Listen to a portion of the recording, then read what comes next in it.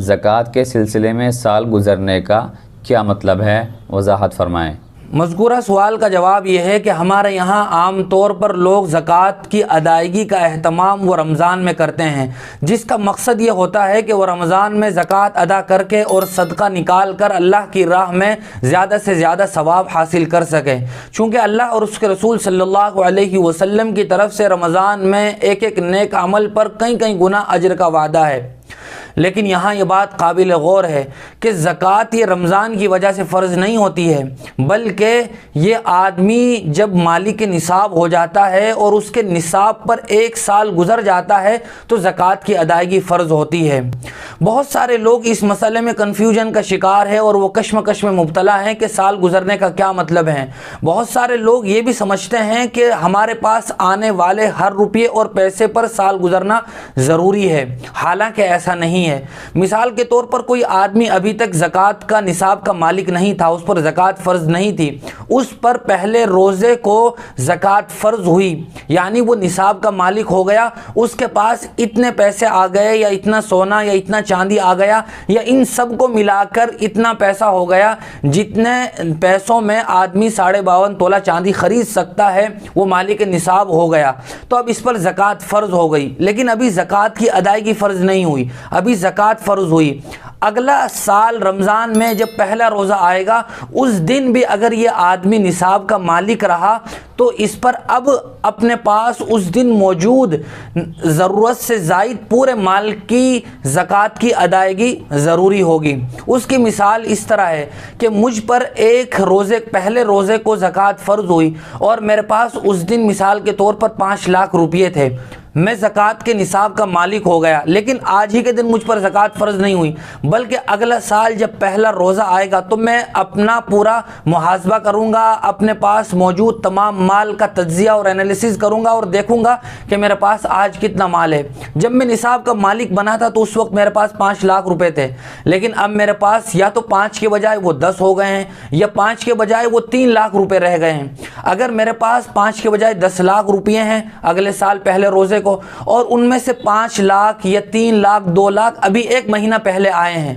तो अब मुझ पर 10 लाख की ज़कात वाजिब होगी। ये नहीं कहा जाएगा कि आपके पास 1 लाख रुपए या 3 लाख रुपए तो अभी 1 महीना पहले आए हैं,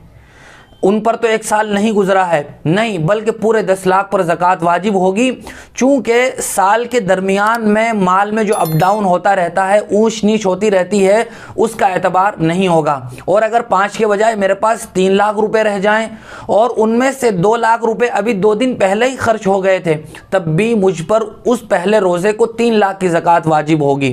5 लाख की ज़कात वाजिब नहीं होगी। इसी तरह अगर किसी आदमी ने अपनी हिसाब की तारीख वो पहले ही रोज़े को तय किया हुआ है, जब पहला रोज़ा आया तो उसने अपना पूरा हिसाब किया, तो उसके पास मिसाल के तौर पर जितने भी पैसे थे वो 5 लाख हों 10 लाख रुपए हों, उसने उनका हिसाब करके रख लिया कि मुझ पर इतनी ज़कात अपने माल पर फ़र्ज़ हुई है। अब 2 दिन के बाद या 3 दिन के बाद उसके पास और पैसे आ गए, 5 लाख आ गए, 2 लाख आ गए, जितने भी आ गए, तो अब उन पैसों की ज़कात अभी वाजिब नहीं होगी, बल्कि इन पैसों को अगले साल पर रख दिया जाएगा। अगर अगला साल जब आएगा उस दिन भी ये पैसे मौजूद हुए तो ज़कात वाजिब होगी, वरना ज़कात वाजिब नहीं होगी। बहुत सी मरतबा ऐसा भी होता है कि आदमी ज़कात का मालिक हो गया, ज़कात के निसाब का मालिक हो गया, उस पर ज़कात फ़र्ज़ हो गई, मिसाल के तौर पर पहले ही रोज़े पर उस पर ज़कात फ़र्ज़ हो गई, लेकिन दरमियान में 2 महीने बाद 4 महीने बाद जाके ऐसा मौका आया कि वो आदमी बिल्कुल कंगाल हो गया, उसके पास इतने पैसे रही नहीं जो मिल्कियत निसाब के बराबर होते हों,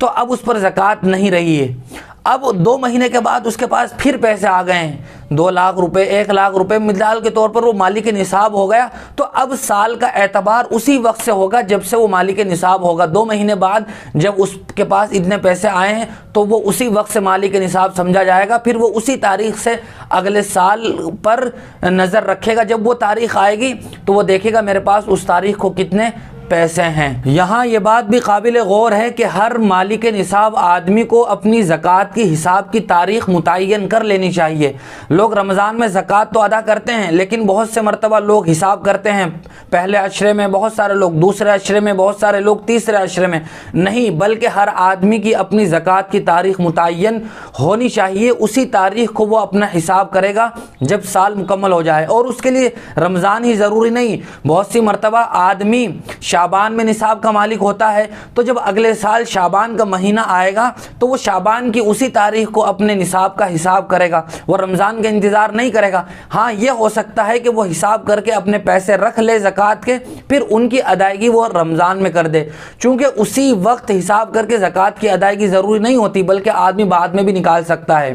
मिसाल के तौर पर आदमी ने हिसाब करके अपनी ज़कात की रकम मुतय्यन कर ली कि मुझ पर इस साल 10,000 रुपये ज़कात हुई हैं, तो उसी दिन ज़कात की अदायगी ज़रूर नहीं है, बल्कि आदमी 1 महीने बाद भी निकाल सकता है, 2 महीने बाद भी निकाल सकता है। और एक ही साथ अदा करना भी ज़रूरी नहीं है, थोड़े थोड़े भी करके अदा कर सकता है। 500 रुपये अब दे दिए, 5,000 अब दे दिए, 2,000 बाद में दे दिए, इस तरह भी कर सकता है। और घर की ख़वातीन जिनके पास सोने चांदी का निसाब होता है, उनको भी इस बात का एहतमाम करना चाहिए। आम तौर पर उनकी ज़कात की अदायगी उनके शोहर करते हैं, अगर उनके शोहर उनकी तरफ से कर देते हैं तो ख़वातीन की तरफ से ज़कात अदा हो जाएगी। लेकिन अगर उनके शोहर मना कर दें तो फिर ख़वातीन को अब ख़ुद अपना हिसाब लगाना चाहिए कि मेरे पास कितना सोना और चांदी है, हर साल तारीख़ मुतय्यन करके उनकी ज़कात उस पर फ़र्ज़ होगी। जब उन्होंने हिसाब कर लिया तो उसी दिन उनके लिए भी ज़कात निकालना ज़रूरी नहीं है। अगर उनके पास कैश नहीं है, उन्हें ऐसा लगता है, उम्मीद है कि 1 महीने बाद हमारे पास पैसे आ जाएंगे, 2 महीने बाद आ जाएंगे, तो जब आ जाएंगे उनके पास कैश और नकद रुपया, फिर वो अपनी ज़कात की अदायगी कर दें। अगर वो उसी वक्त अदा करना चाहती हैं तो किसी से कर्ज़ ले लें या फिर बाद में उस कर्ज़ की अदायगी कर दें और अपनी ज़कात अदा कर दें। लेकिन कैश आने की उम्मीद भी नहीं है और किसी से कर्ज़ भी नहीं मिल रहा है, लेकिन उस खातून पर ज़कात फ़र्ज़ है सोने चांदी की वजह से, तो फिर उस आदमी की, उस औरत के लिए ज़रूरी होगा कि वो अपना सोना या चांदी का कुछ हिस्सा बेच के ज़कात की अदायगी का एहतमाम करे।